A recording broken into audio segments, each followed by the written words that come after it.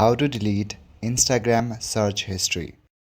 Firstly, on your device, open Play Store or App Store. Then go to the search bar on the top and search for Instagram. Now look for any kind of updates that may be available for Instagram.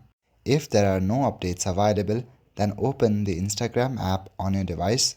Once you open the Instagram app, you will land to the home page. At the bottom nav bar, you will see your profile icon. Click on your profile icon to go to your profile section. On your profile page at the top right corner, you will see a three-line icon. Click on that.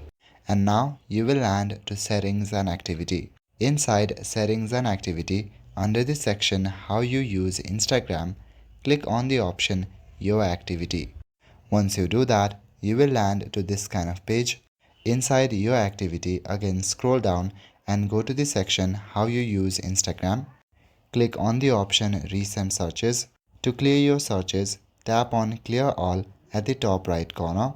That way, all your search history will get cleared. That's all for today. Thank you.